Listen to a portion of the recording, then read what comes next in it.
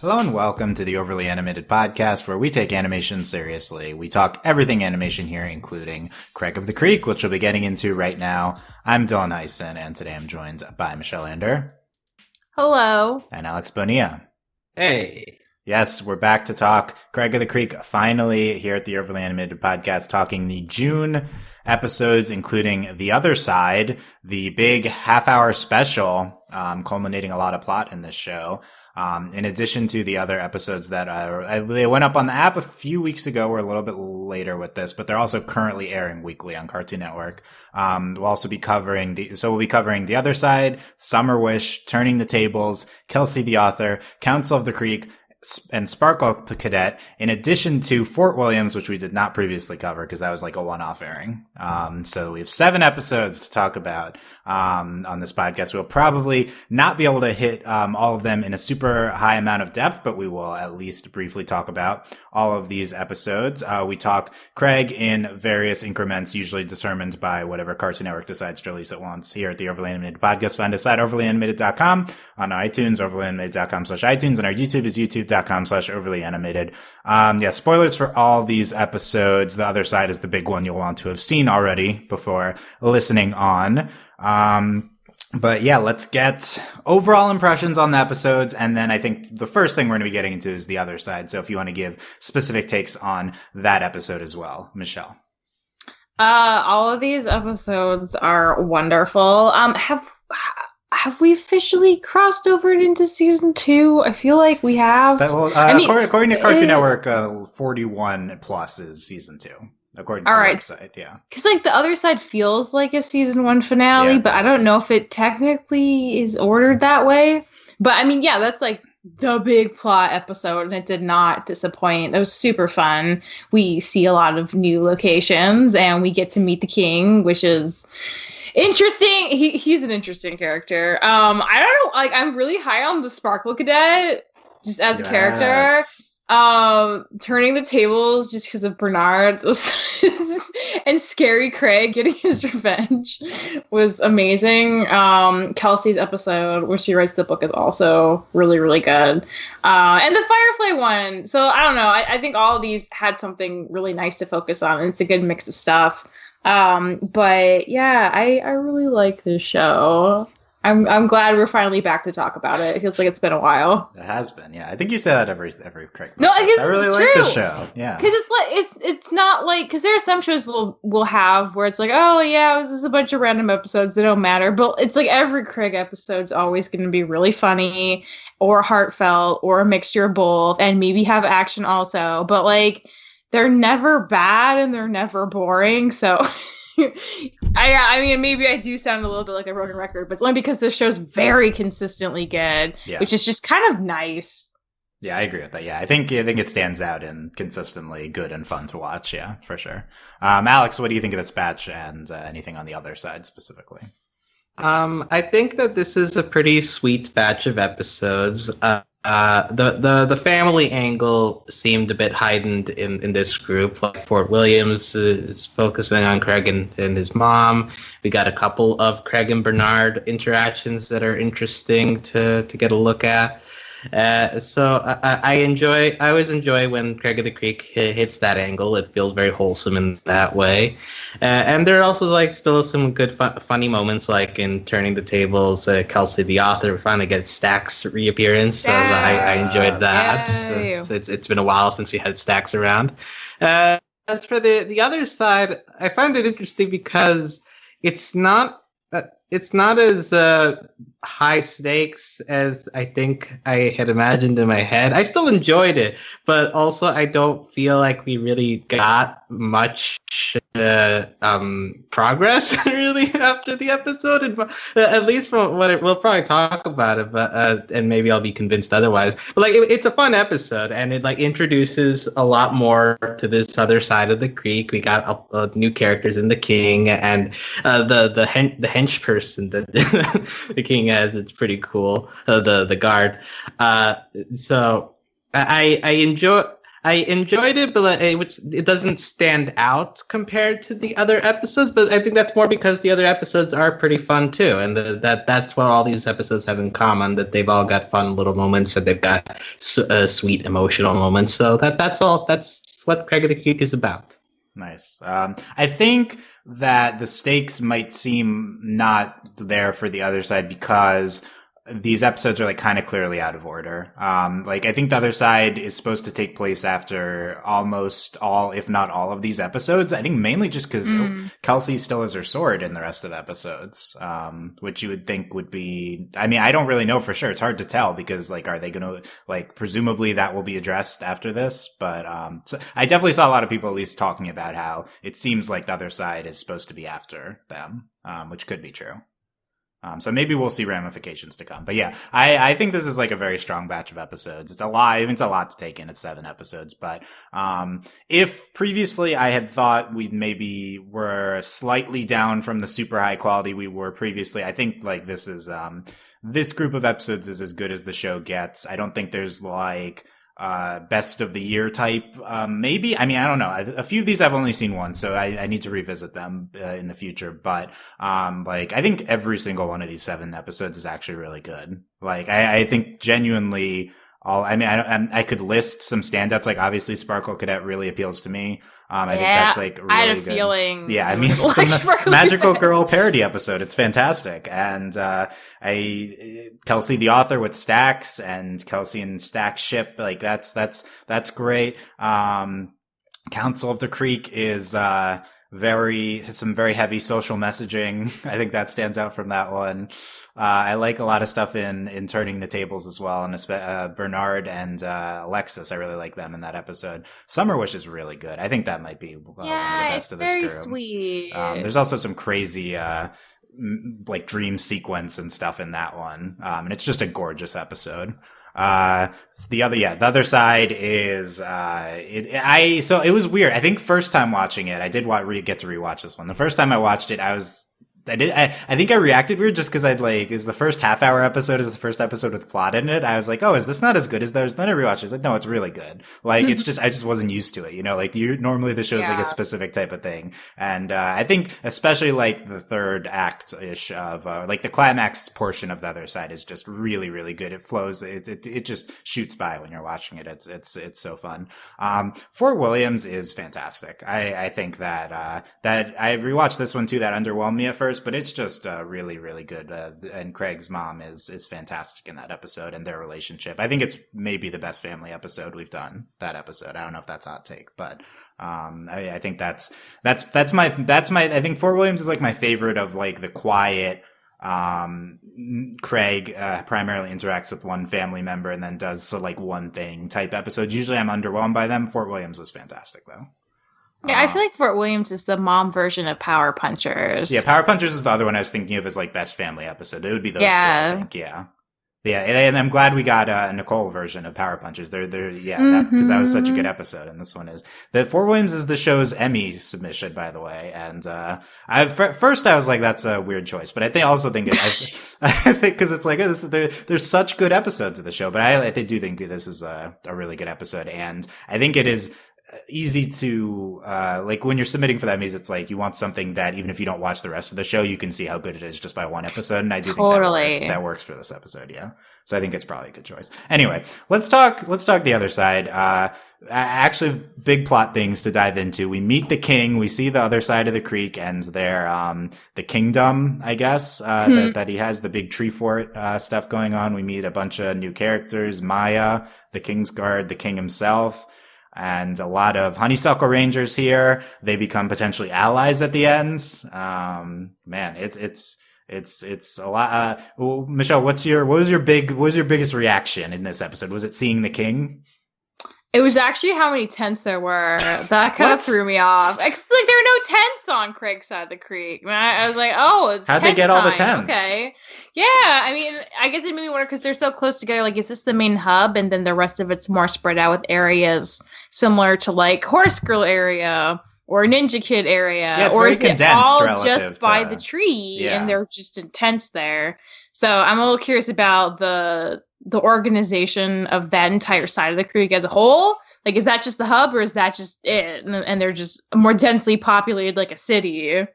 But like, I liked the king. I was way more into the trading tree equivalent, the kit stand-in person, and also the cool lackey who bested Kelsey at sword fighting. That was pretty intense. Like, that person seems pretty cool. I want them to teach Kelsey sword fighting because clearly she could learn a lot from them. But yeah, also, are there no other honeysuckle rangers besides? I guess it's just them. Sean and Rush. Like, yeah, like I didn't see anyone else. I wonder if they just made those outfits themselves. From like, we need a role to feel special. Oh, honeysuckle, that's the thing. We'll be the rangers. We have titles now. That's cool. Yeah. Okay. The amount of tents. I do agree. It's like how did they organize all this? Mm-hmm. Of course.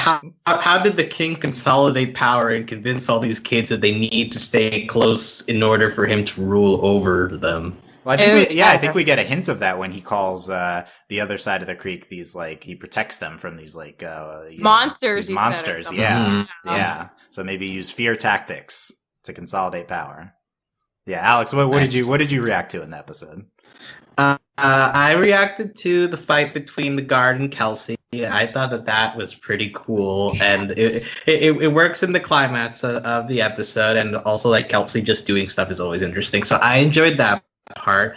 I also was interested by the introduction of the caste system. Like, yeah, I think this had been touched upon in previous episodes of them talking about being friends with the king, but now it's even more highlighted that there's like pals and buddies and best friends, and they're talking to these random people on the street, and they're just getting laughed at because that their status isn't right, and it's just it feels very heightened, and this is I don't know, it was just funny to see it pushed right, made very obvious the kind of system that they're in, and it makes it easy for the honeysuckle rangers to turn towards the side of Greg. It's like, well, at this point they've got nothing else to really risk. Yeah. Yeah, I think the cast system is definitely one of the big things here. For the episode really emphasized this. That was really interesting to see. I think the Green Poncho had a big role in this episode. It was a really good episode for him. I think the Sean and Raj was a great episode for them. Maya, I agree that she stands out, but I really think the King is like the big takeaway, at least for me. Like, we've been speculating on the King. Is it someone we know? No, it's a new character, and I think he popped. Like, I think he was he was notable, and he's so different. Like, his huge smile, his like anime-esque. I don't know. I feel like totally. His like weird giant coat thing. Yeah, definitely. Like, I feel like how are they going to I feel like we were talking about, like, how is this random person? You know, like, what's going to be special about them? And he's just like. He just pops off the screen. Like, he seems charismatic. He seems like so interesting. He's like, he's so happy seemingly. He's, presents himself benevolently. Like, he gives that kid all the balls. You know, it's just like, I'm really interested in this character. Like, I feel like this was the perfect taste of what could be a super interesting character on the show to come. And I want to know everything about the King. Like, yeah, how did he get power here? How's he ruling? Like, what do his subjects see him as? What qualities do they love that everyone wants to be his friends? Is it just because they want to be higher on the system, or does everyone really love him? Like, why does he want to conquer the other side of the creek? We get confirmation of that. You know, he says, yeah. And I don't know. I thought this was, I think at first I was like, oh, it's just a kid. You know, it's just another kid. But considering it's just a new kid, I feel like this is like the most notable random new person we've seen in the show, and I think it's fitting of his kingliness. Yeah, I think the Honeysuckle Rangers. I'm always a big fan of them, and they're cute again this episode. They're such a couple. Yes. Like, it's pretty obvious after. I mean, it was obvious before, but it's extra obvious now. Yeah, their episode earlier this year, and then this one too. They hug, I think, and it's really they're always like trying to protect each other. Yeah. Yeah. And but no, at the end, Raj sets them free when they're prisoners of the King. He sets them free, and then it seems like they were disillusioned enough with the king after he didn't reward them for their bringing him the map that I don't know. Are they gonna? Is it in play that they might come over to the other side of the creek now? Like that's absolutely in play. That's the next goal. That's Craig's next goal. I'm pretty sure he wants them, but he doesn't know how to get them to make the final step. Probably. Yeah, well, they don't really know what's on the other side. They know Craig's there, but they haven't like explored it themselves because they didn't have the map. So. Maybe that's what's holding them back, just like the fear of the unknown.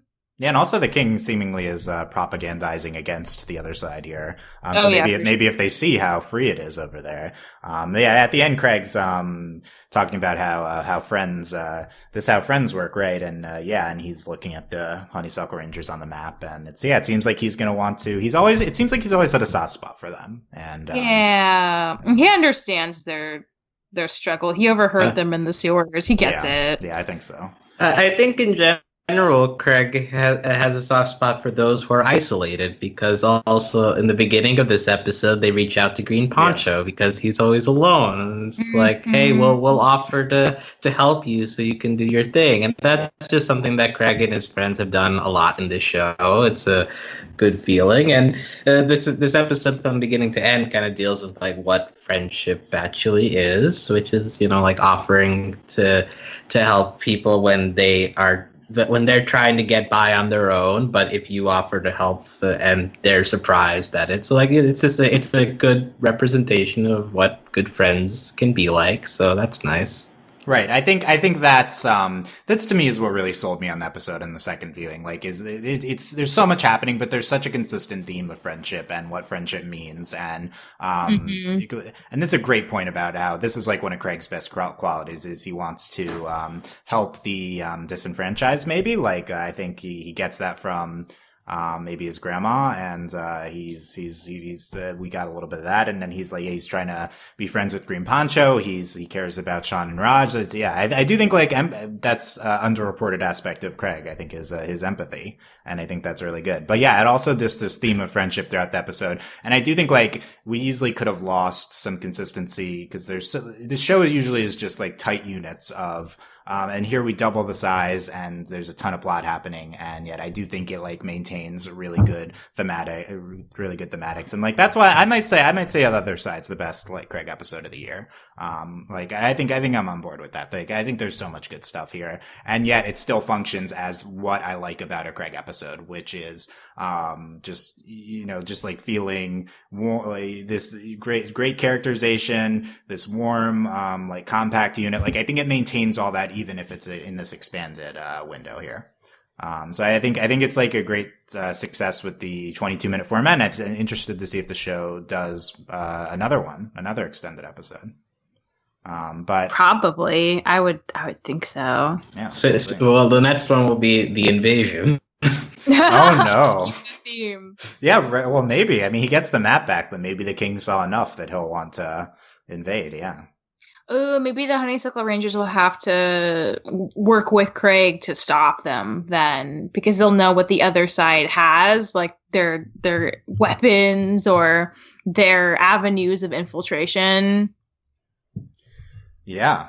I do think that that's probably our next step is more Honeysuckle Ranger stuff.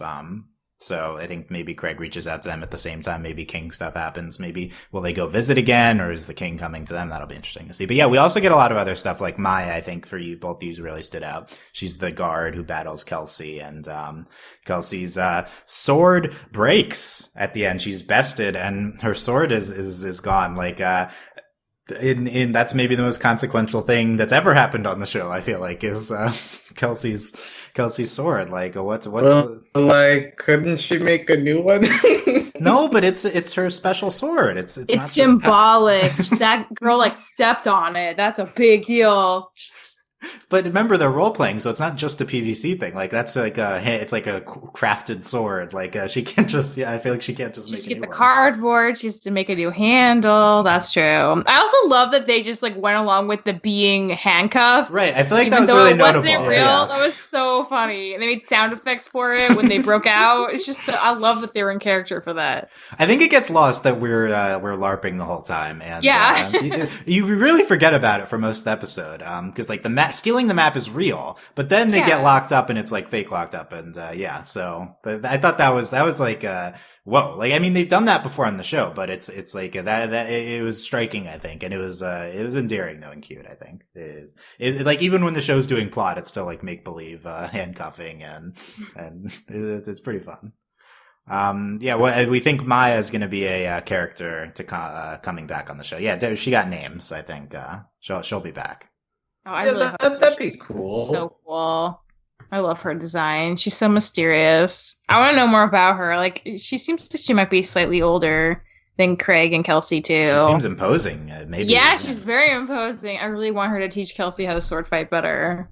Will they be best friends? Yeah, that could be. I don't know if she could be as close to that as, like, say, Wildernessa, but she could get up there. Seems like this is the type of person Kelsey would have a crush on, like Wildernessa, yeah. True. We'll get back to that when we talk about stacks. But I think Maya really stood out. We also had the kit equivalent with the squishers. That was this episode's nostalgia item to discuss. Gushers and candy corn is what we get. They really wanted the squishers, and then but they're not, considering their rank was lower, they could only get candy corn. It's not even October, I know, right? At least then it's socially acceptable, so they're really hating on candy corn in this episode. Okay, do you guys hate candy corn? I haven't eaten a candy corn in like over a decade, so I wouldn't know. You gotta go back to trick-or-treating or buy the candy on sale after. I've never been trick-or-treating. This is not an experience I have in my life. Just buy the candy corn. You just get it. You just buy it. It's probably not that expensive. I will say, like, I don't like candy corn, but the pumpkins they make out of the same candy, it's like a candy corn but pumpkin. Yeah, I know what you're talking about. Those are so cool. Like, I'll eat a million. It's the same thing, though. It's the same thing. A pumpkin is so much more novel. Those are so cool. You like eat a whole pumpkin, like biting into half of one of those just is so satisfying. It's like biting the ears off the chocolate bunnies at Easter. There's just something about the shape and the consuming it that makes you feel really powerful. So I think I support the candy corn. I don't know why they hate it. It doesn't taste that bad. And if there was the pumpkins, they might actually like it more. Yeah, well, it's not Halloween. So they just like, is candy corn actually sweet, or like why is it called candy corn? Just because it looks like corn? That's exactly why. Okay, it just looks like corn. Yeah, no, it looks like really fancy corn. There is like a general societal notion of hating candy corn that this episode captured. This episode properly captured that. People should hate on gumdrops, not candy corn. Gumdrops are way grosser, and also peppermint sucks. Like, why can't we just make it a peppermint? Wow, all these candy hot takes. Peppermint tastes like toothpaste. Like, at least candy corn tastes like actual candy. Like, maybe not the best candy, but it's no peppermint. You know what I mean? I gotta say, I agree with everything you've just said, Michelle. Thank you.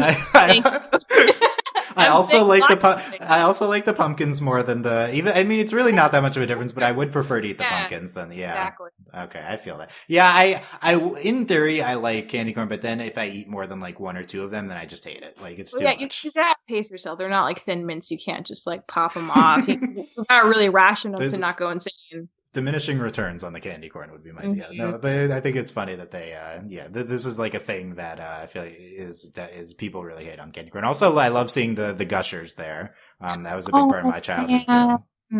Yeah, gushers are so good. Also, so the trading tree over there, I know it's probably not called the trading tree because it's not by a tree, but it so you can only get not terrible. You can get like candy corn if you're on the low end of the hierarchy, and you can't just like trade something for a thing. Like, it's just reserved. There are different amounts of good candy and treats, and not everyone can just get them.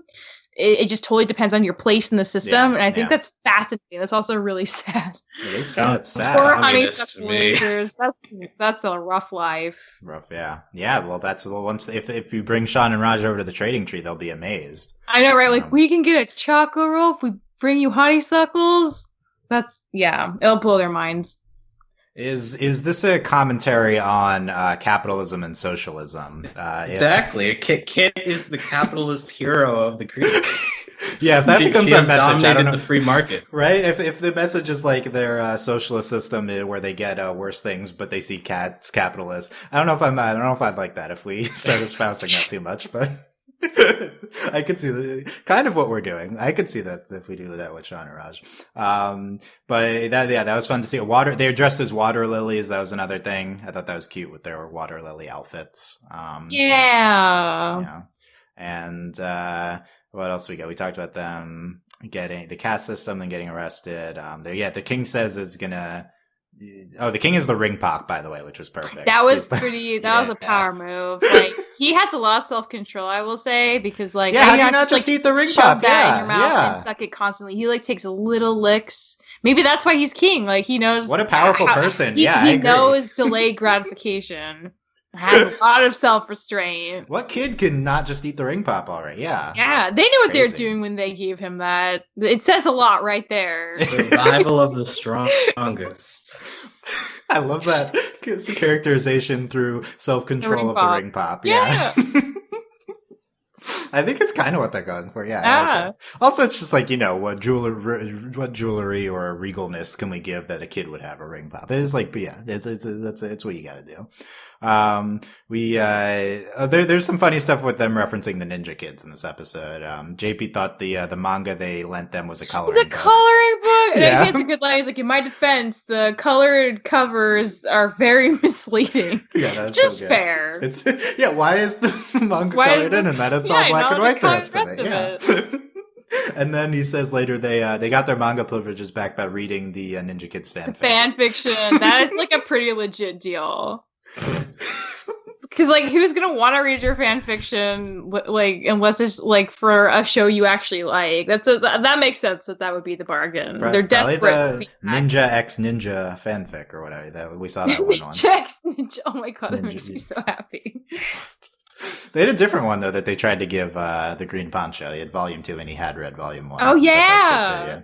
The big thing the Poncho does is he action sequence of going into the tree and he fires his arrow, which has the sticky hand on it. That was oh my god. And then it was so intense. He was like maneuvering it through the like branches so well, and then when it like the slap hand barely missed the map, that was so sad. Well, that's very accurate of those kind of toys just not being sticky after like the first 5 seconds. Or people using them to stick them to your face, and it's just like not good memories. That was a great incorporation of like a childhood thing into. Oh, totally, into his archer kind of role here, and that was a really good sequence with him. I love the Green Poncho and stuff. And then he comes back from the fair, because they're watching the overpass for him, and then they fall into Sean and Raj's trap. And I love him coming back from the fair with like the cotton candy and the bear, and it's Did he win the bear by sticking an arrow inside it in some kind of archery game? Yeah, he probably won the archery game. That's true. Yeah, good for him. It's a good prize. Yeah, I think that's mostly it for. And then at the end, the king says he'll keep an eye out for this Craig of the Creek. So on the king's radar. So he might invade just to try to see what's up with Craig. Oh yeah, maybe he'll just steal Craig to be like, you have to show me around everywhere since you know where everything is. If we can't have the map, we'll have you. Maybe he'll try to like enlist Craig into his system, like as a general. It would be like he'll be a best friend. Yeah, best role. He seemed impressed by him, so maybe. Or maybe send Maya as a spy. Ooh, I could see that too. If Maya I'd love comes over. Maya. Yeah, that'd be good. Okay, yeah. So that's I think interested to see what happens after the other side. If we'll see follow. I mean, we'll have a follow-up episode at some point if there's any consequences moving forward. Oh, at the end of this episode, we also have the extended end credits too, which I don't think we'd seen that before. I don't think so. Yeah, it was like longer, more lyrics to it was really good. I liked it. Double episode extended credits made it feel even more epicness, notableness is the bigger credit song too. I like it. Okay, so let's the ice pops too. That was another nostalgia thing. They did the ice pops and he gave the extra one to the Green Poncho. Why did they call popsicles ice pops? Because they're made of ice. But like I associate ice pops on level with like the things they'd call otter pops, those like plastic things you squish into your mouth from like one end, like toothpaste. Oh, that's what they're called? Otter They Pops? have I've never heard There's of different that. names. There's different I think names, it's like yeah. a weird regional thing. It's a There's real, like yeah. 5 million names for them, but they're all the same thing. Yeah, we discussed this recently, and yeah, I never called them Otter Pops, but yeah, they haven't done. Did they? I think they did that though on the show. I think they had the Squish Pops before. Yeah, they Yeah, have yeah, had them. because I don't Kid remember had what to their restock. name Yeah, was. yeah. Oh, yeah. I don't know what they call them. And yeah, we have to. Okay, anyway, they have the separating ice pops. Okay, let's go. We'll go quicker through the rest of the episodes here. Well, let's go to. We can go to in order of and then we'll do Fort Williams. So let's do Summer Wish. Yay, Summer Wish. Yeah. This lightning bugs, all about lightning bugs. This episode. There's a lot of nostalgia things we can talk about in all these episodes. This is another one. Fireflies, lightning bugs. I call them fireflies. Yeah, lightning bug sounds like actually not as cool as fireflies. I don't think that's a hot take. But like fire's like cooler than lightning.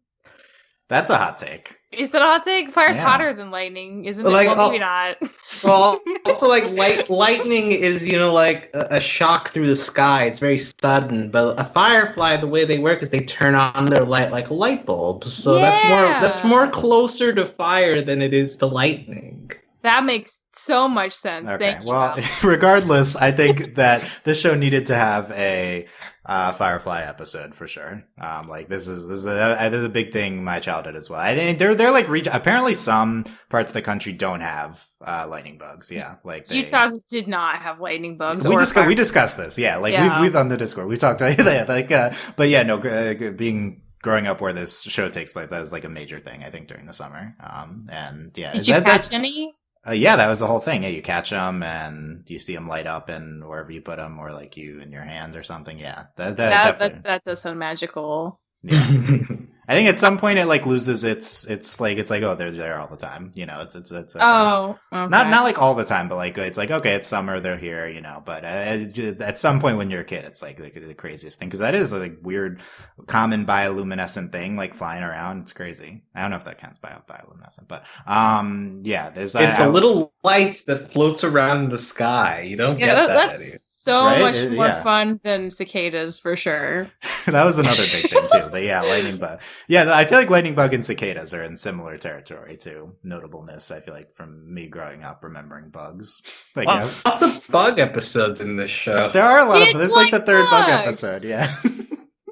You go outside, you're likely to encounter bugs, so it's relatable. And the most memorable part of this episode is speaking of the bug, the giant bug, the dream sequence. Love the giant bug. I love that Craig is so sick. He's just tripping out and imagining this giant bug talking to him. And the bug's dialogue was so funny. It was a really good, unexpected surprise from the episode. I think that's like one of the most notable sequences the show has done. Like it was so crazy watching that. Yeah, I've only seen it once, but I still even remember it very vividly. Yeah, it's memorable. Yeah, for sure. Like that, the two parts of the episode I really remember that, and then at the end, Craig like releases the bug, and then everything's lighting up. I feel like that's such a gorgeous shot. Yeah. And I take that back. The most notable part of this episode, which I had to stop everything I was doing when I was watching this and immediately post about this because Kelsey says, well, I don't even remember the context, but I think it's just random. She says, well, looky, whomst is that I see? Why would you stop for that? Kelsey said whomst. What's wrong with whomst? I've never seen a character say whomst in anything. Really? It's like new slang. Like this is Dylan being a meme here. No, we say whomst is like our biggest meme, like in our friend group. Like this is like I don't remember that at all. We've said whomst so many times, or at least I have on the podcast. Like the show is speaking to me. Kelsey said, "I love Kelsey being the hip one, and she has all the How is slang. hoops hip? Maybe it's a few years old at this point, but it's ironically hip. Yeah, that's all I function by sounding like an old word. Is it not an old word? It's a fake word. It's a new fake word. I mean, it might if it's old, it's like a few-year-old slang, but it's like the new. It was like this is the whomst. Like wow, I can't believe the show said whomst. It was thank you. Oh, it is internet.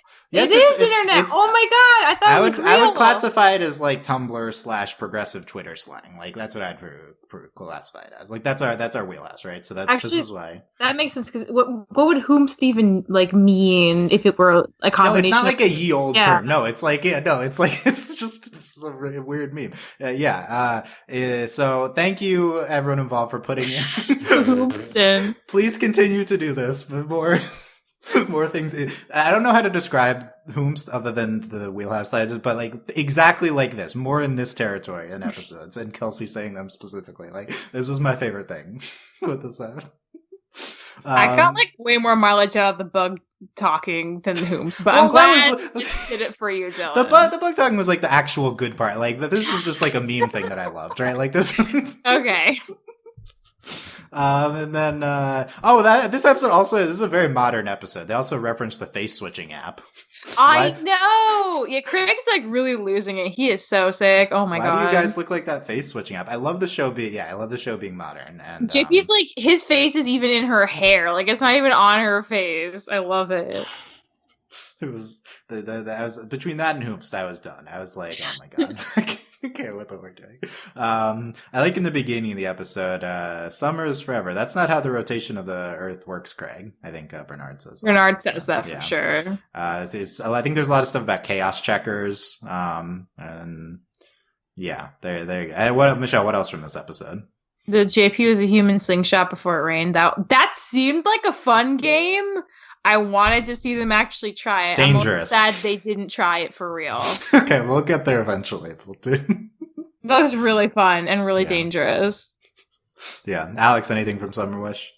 Just the bug imagery is strong. Also, like them running in the rain and like trying to get the firefly out. Like that was all pretty nice. I don't remember much of the jokes in that episode, but I guess just the vibes. Is what stuck. Yeah, the vibes. I agree. Yeah. Okay, let's talk turning the tables. This is the Bernard working as a waiter episode, and Craig's trying to annoy him. And then he comes around eventually, and then he's upset. He ruins like Bernard's plans, and he's upset, and then they reconcile. Yeah.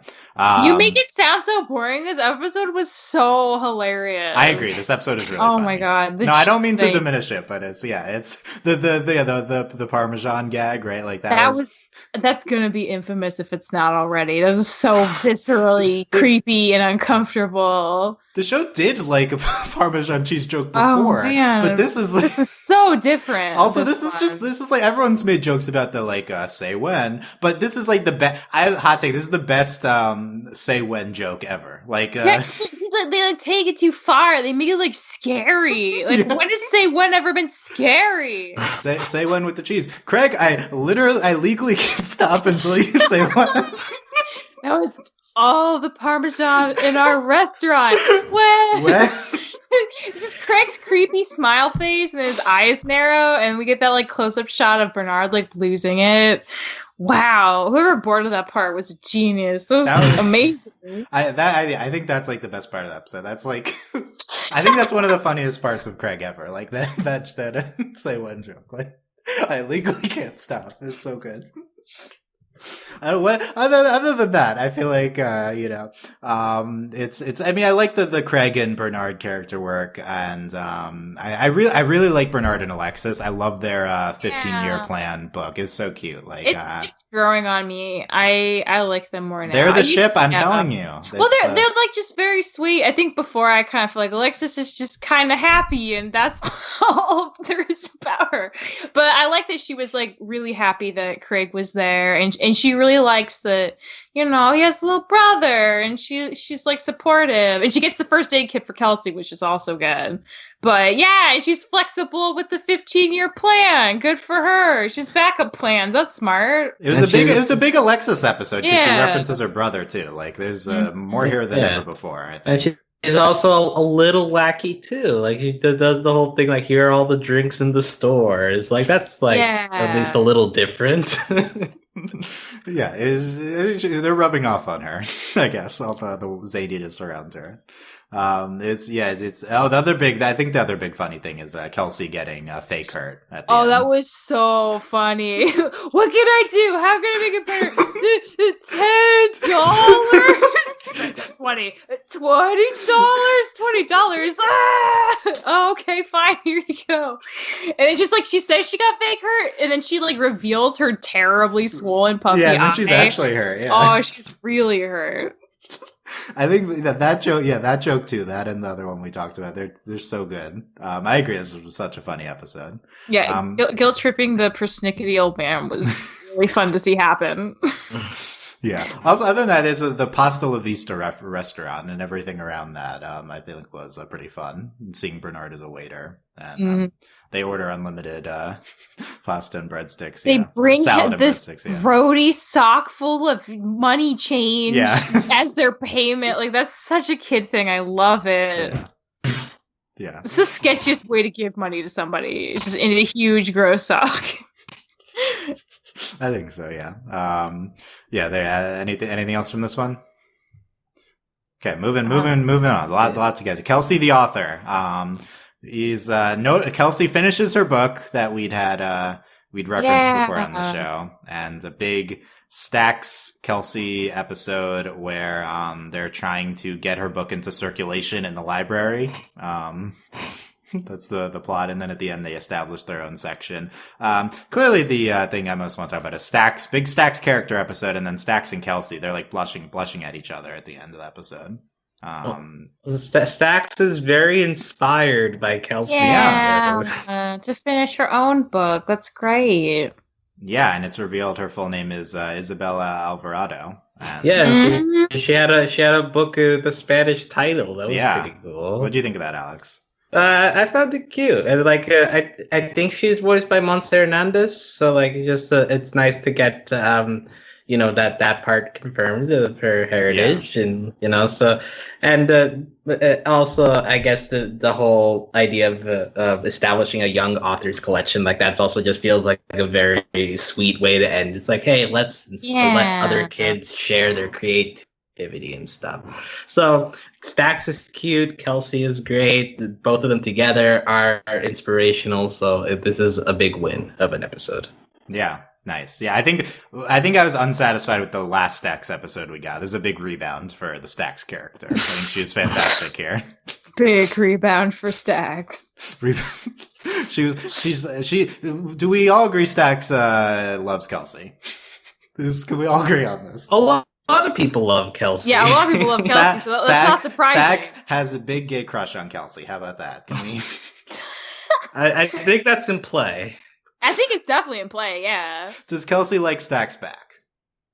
I think Kelsey hasn't considered it yet. I think she's too blinded by Wilderness to consider a different love person. Triangle? ? Was Wilderness here? The problem is that Stacks never leaves the library. So. Yeah, that's true. And Wilderness is always outside. How do you get them to interact, right? Like, what do they... Yeah. Wilderness to start writing her own book that she has to put in circulation. Oh, that's the next episode. Is Kelsey tries to get Wilderness to author like an environmental book, and then she brings her into the library, and then Stacks in her, and then Stacks like hates her, and Wilderness is like, "Why does this girl?" No, it's because she sees Kelsey blushing at Wilderness, and then she's. But then by the end of the episode, they're best friends. So don't worry. Want them to have to do that thing where they're jealous and then they become friends. Maybe they're just going to be friends already because they're like, well, you like Kelsey, you have good taste. Let's be friends.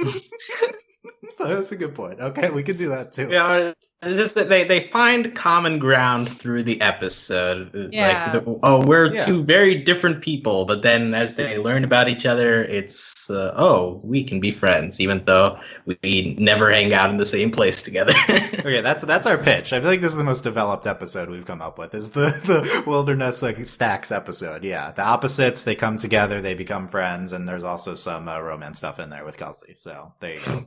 It's a good. Let's do it. I don't know what else about this. Kelsey.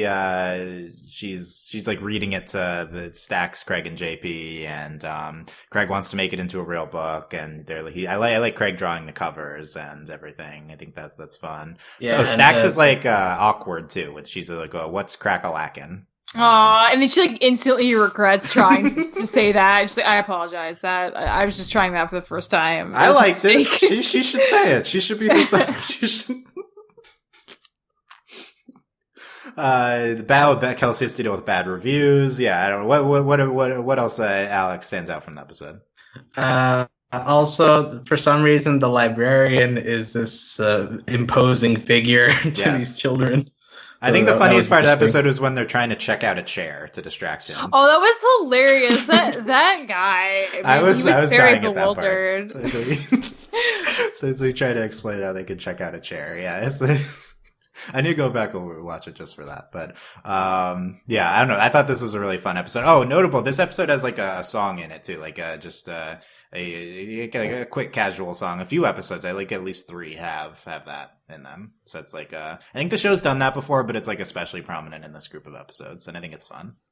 Like original like songs by and I think that's it for Kelsey the author. Let's talk Council of the Creek. This is all about the circle game. Here's a big nostalgia one. Who had the circle game growing up? No, but when I was in high school, losing the game was a big deal. Losing the game is a different thing. Yeah, no, but the circle game is similar. I agree. They're cousins. It's the circle game, losing the game.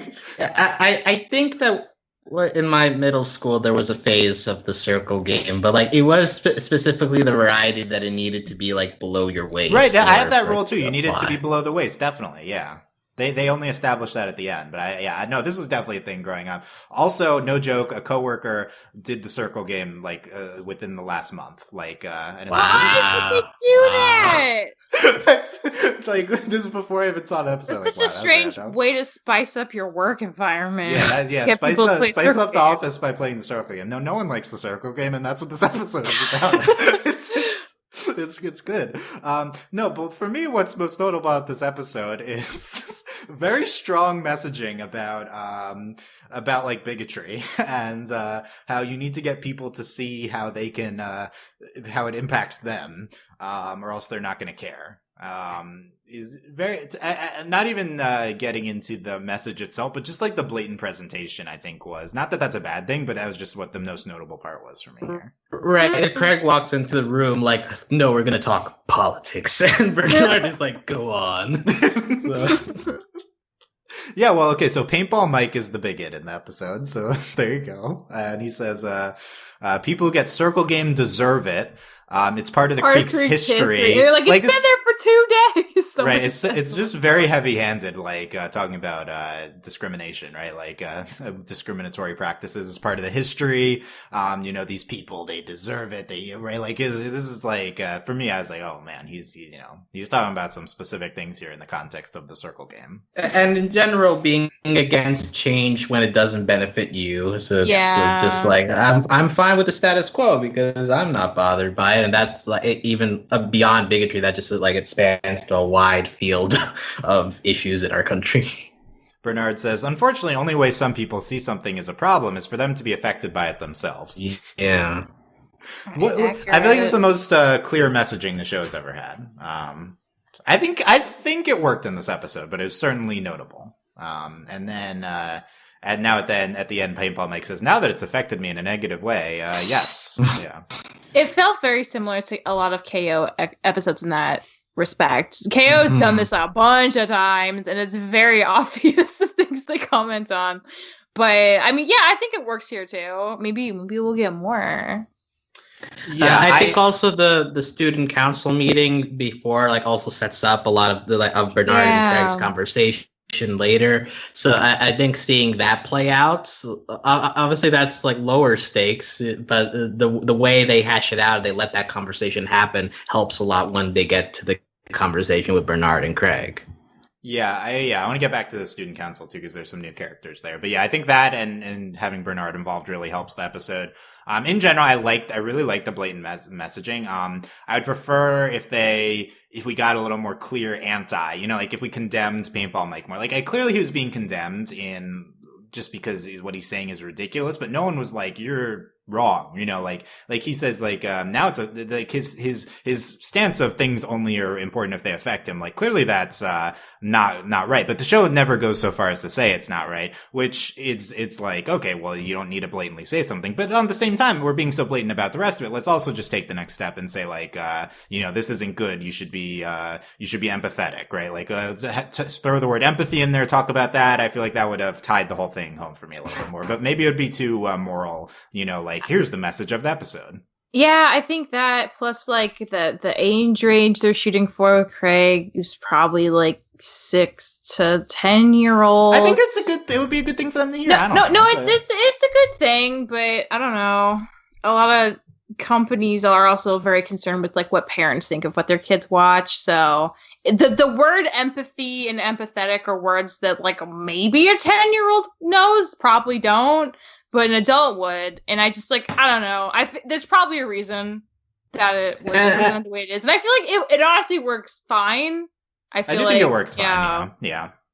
And I guess there's something to the idea of also introducing kids to the idea that some people are just unmoving in their ways, and you have to push the problem in front of them in order for them to enact change. And like that's kind of what this episode is doing. It's not really saying that Paintball Mike is gonna change, but in the process of pushing the problem in front of him is that he concedes to making the change for the betterment of the rest of the society. So that could be another way that this is trying to go. Yeah, like, and I actually kind of like that because that feels a little more like what we're not used to this conversation being, instead of the goal being, oh, we gotta make Paintball Mike see why he's wrong. It's like, no, we just gotta make him experience why it sucks, and then he'll immediately understand why it's not great, and he'll want to change it because suddenly it affects him. Like, in a way, like, yeah, that actually is really effective, and it's not a bad plan in the grand scheme of things, so...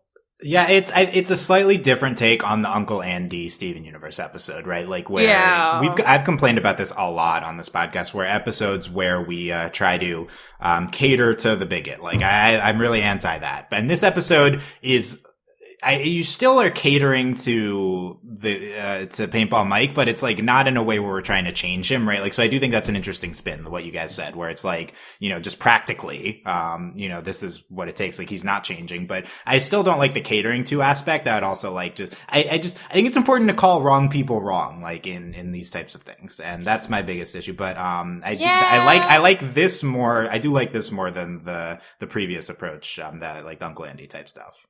I guess, like, maybe part of the thing with Paintball Mike, too, is this is, like, step one, because, like, again, like, if he tried something like this in the future, now Craig can directly be like, well, remember that time it, like, happened to you and you hated it? Like, maybe that's the next step to him being empathetic, but he's got to start somewhere. And this is the starting point for him. That would be good to have a follow-up episode. Yeah, well, Paintball Mike is like a rare character on the show which has not landed for me at all. Like, I think this is one of the most boring side characters, and I think this is him in the most interesting light we've had this episode. I think it's the best Paintball episode, just because like, he's terrible, but it's like, oh, it's something, like he's standing out. And so maybe if we develop this arc more, then this could be actually a successful character. So I think I'd be interested in that. Because Jason's no Paintball Mike, but Jason's also had moments of having to kind of come around to see things through Craig's perspective. And I feel like something similar but different could happen with Paintball Mike too. Yeah, there's some comparisons to be made between those characters. Another really Jason light batch. Does he even appear at all in any of these episodes? I mean, he's in the council here, I think, right? He tries to recruit a young boy to join the Scouts at one point. Okay, but very quiet. I think we remarked that last podcast to another Jason quiet. So it's been like a long time before he's got. They're trying to make us miss him. I miss him. Yeah, I miss we're him. Talking about him. They succeeded. I love Jason. I miss him. He was the thing. I think even before the last two batches, he was like very like super present in the show. So we have a cool down period. But yeah, look, other parts of the episode. So we there's another song in here, and he convenes this council. Sewer Queen, Hustis, Jason, Cannonball, Paintball Mike, Kit, Wildernessa, Junklord, Eliza, Ren, and Bobby are the the council. So it's good. Nice seeing everyone together. Alex, I think 2 Sewer Queen appearances. Yes, Sewer Queen is fine, although I don't think she got much to say in this council. She's the queen. Shouldn't she have a veto? Like she should, or she should at least be steward. She's not. She can't speak for the land dwellers. Yeah, she's the one who has to introduce, hey, like, if you're underwater, you should do the circle game. So she's representing her constituents, so I guess that's worth something.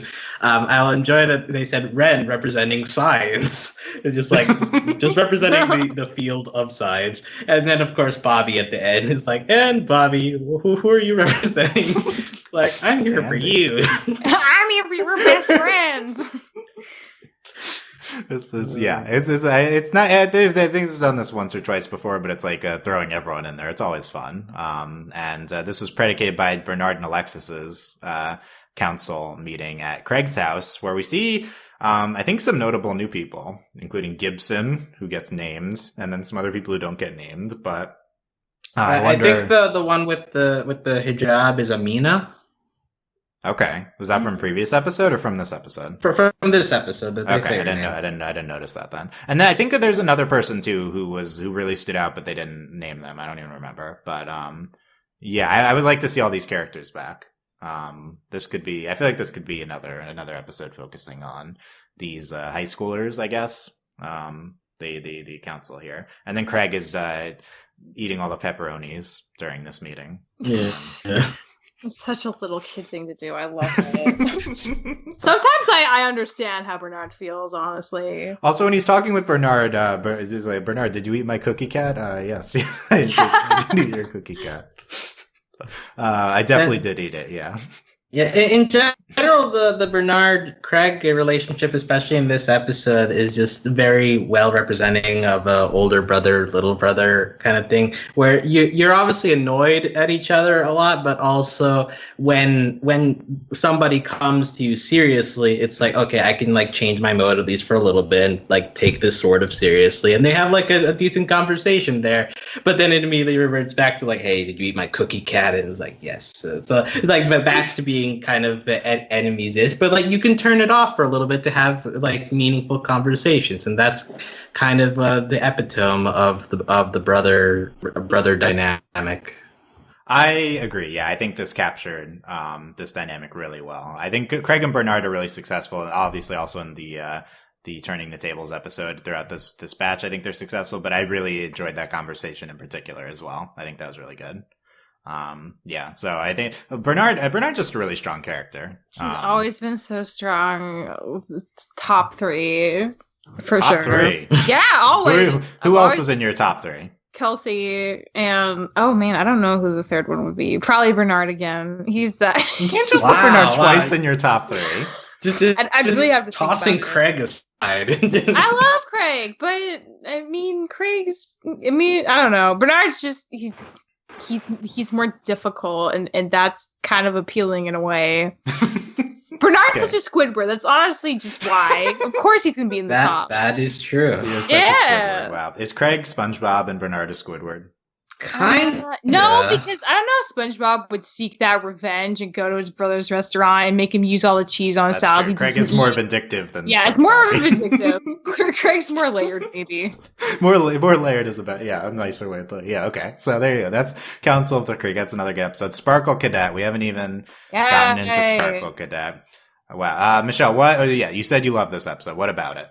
Sparkle Cadet's just, her character design is so cute. I love her backstory is like super, like it's a really strong backstory, right? Like she moved around a lot because of her family's work, and she just never was able to connect to people, and she was really sad and alone a lot. And then she like falls on the arts and crafts supplies and sees how sparkly she is. She's like, wait, no, I like this.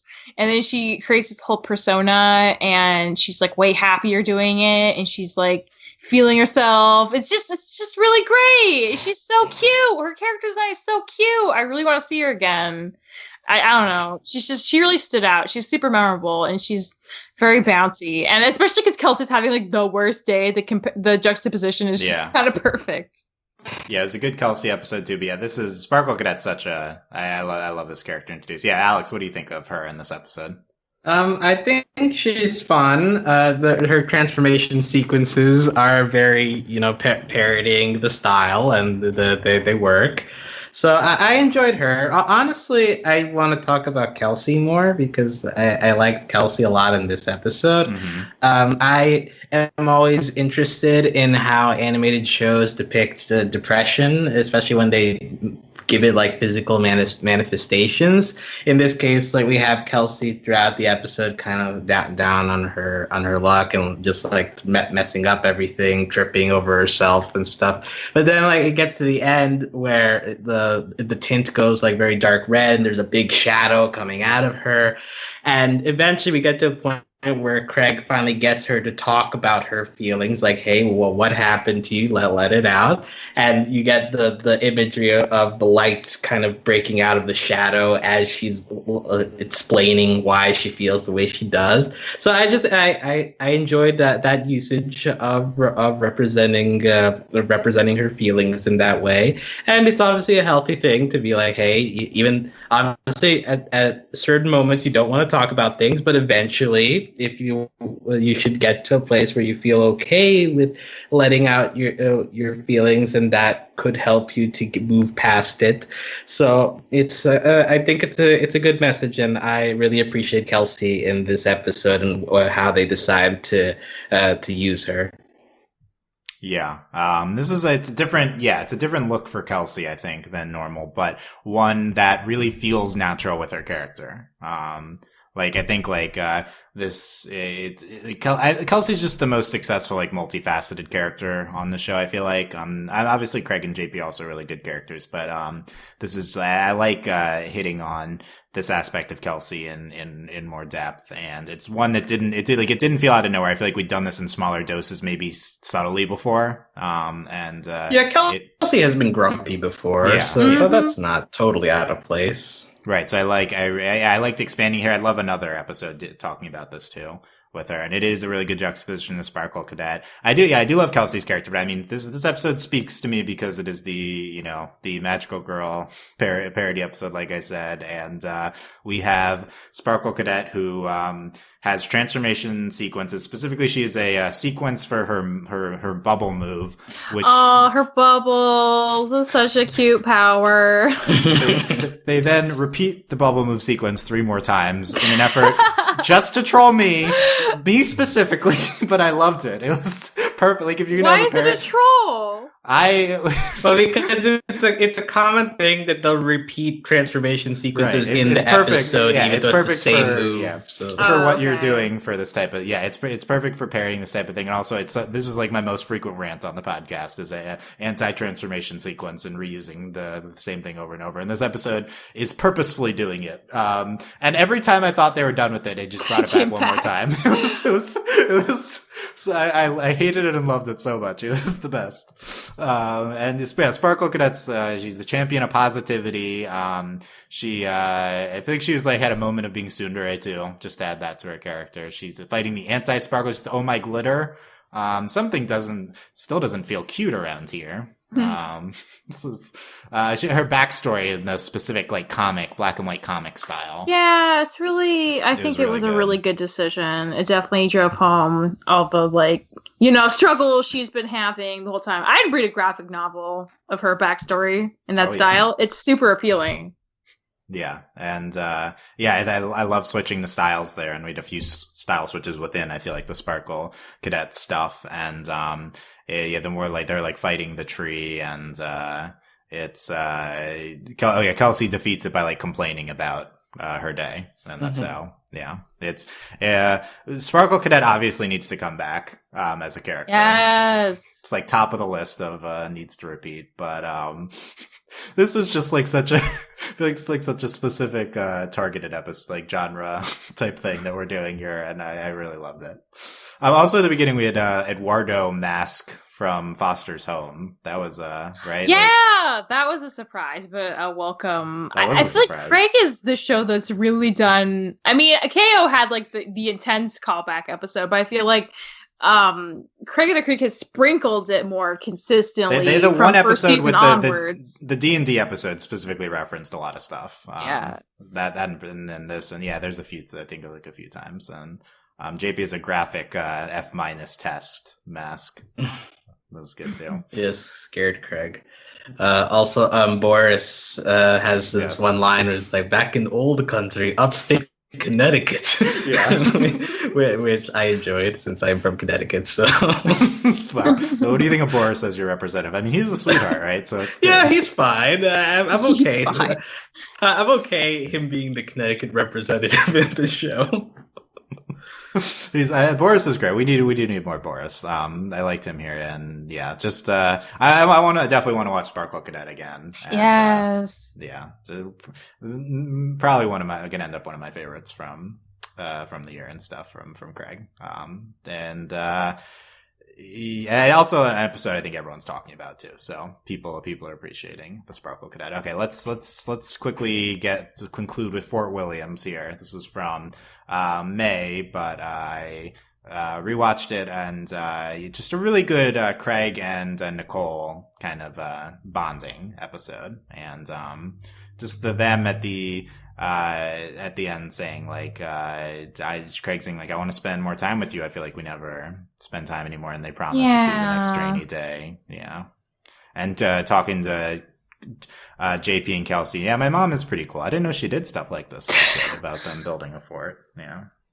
It's just really sweet. It's really sweet, and I love that. Like, so they do like the 4.1, and then Craig is like, it could be better, and then like the mom's super into it. She's like, yeah, like let's make the ultimate fort, and it gets like really, and it takes over the whole house. And then when Bernard comes home, he's just like horrified.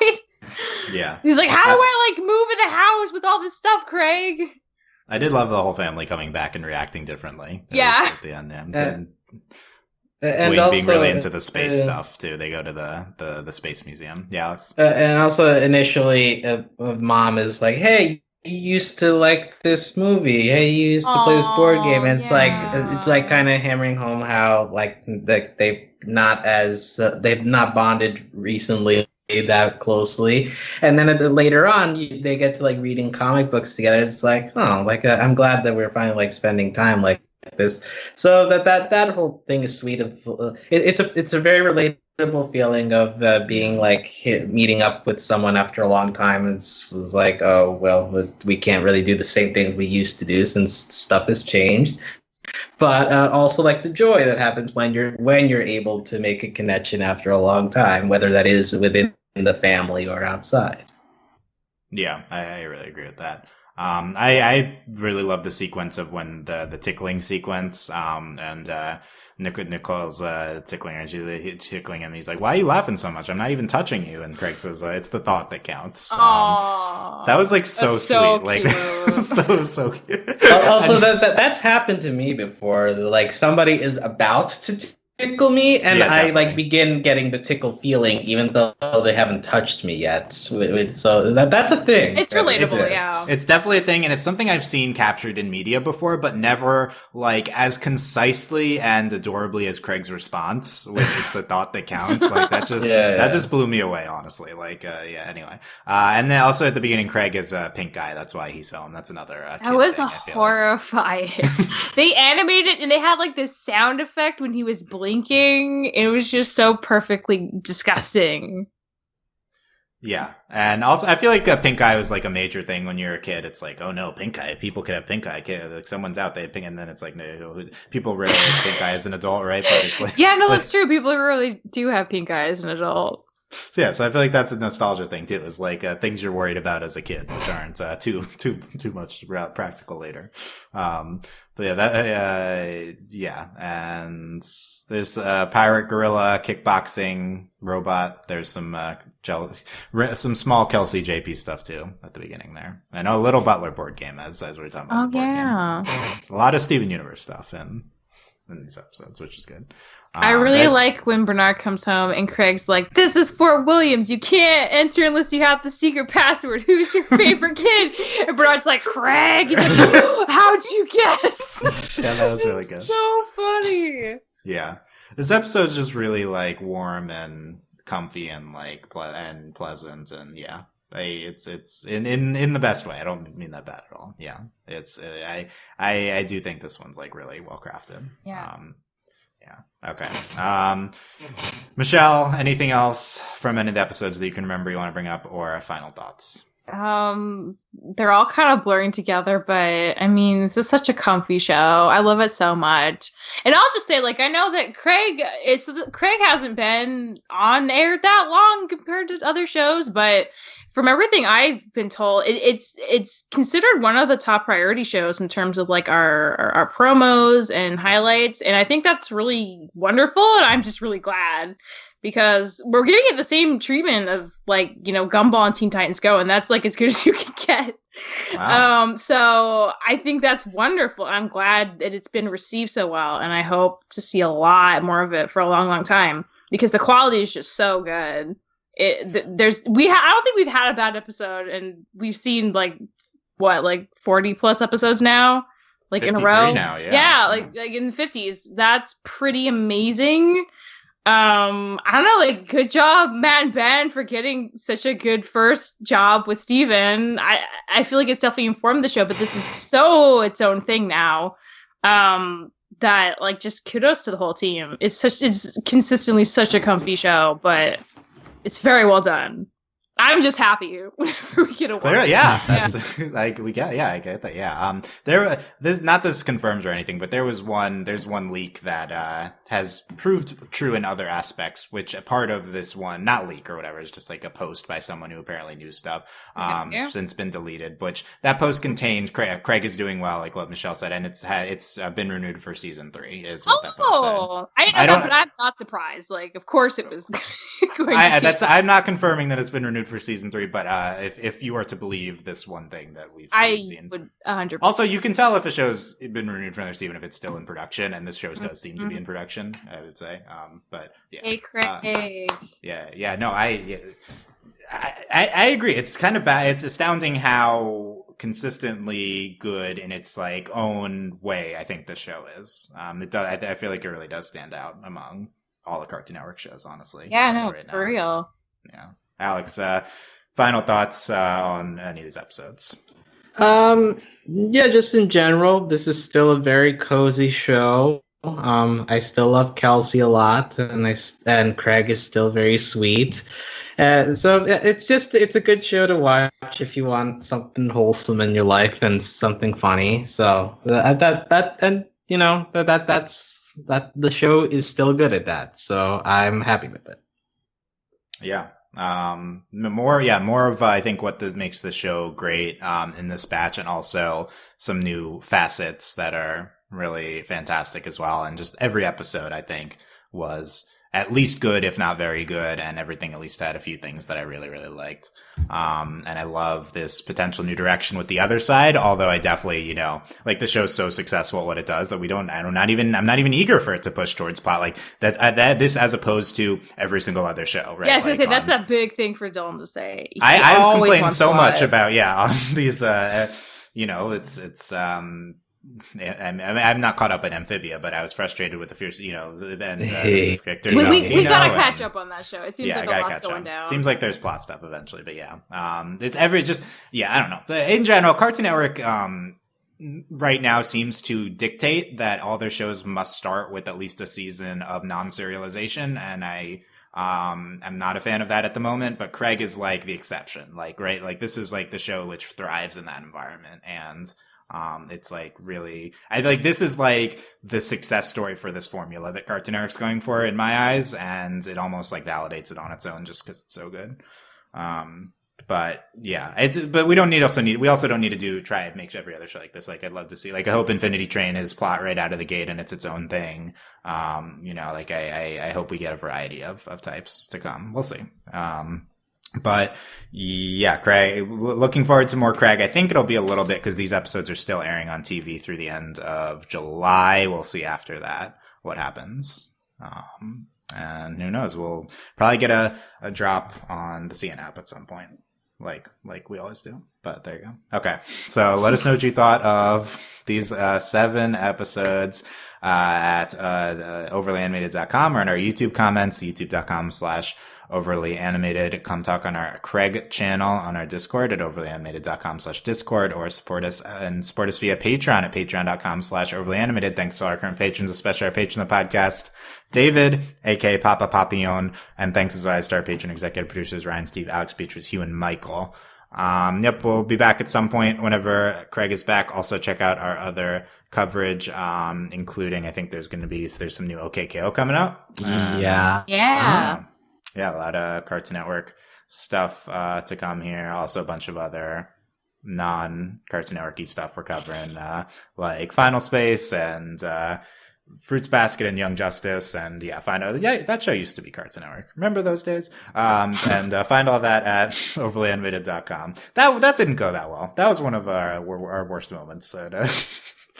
We don't need to get into that, but okay, there with Cartoon Network. But remember when Cartoon Network didn't air an episode of Young Justice hours before, and they dropped all their DC shows? That was a time. I don't even remember that, but I believe that it happened.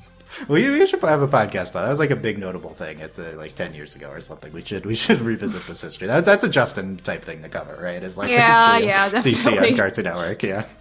Okay. Thanks for listening, guys. We will see you next time. Bye. bye. Bye.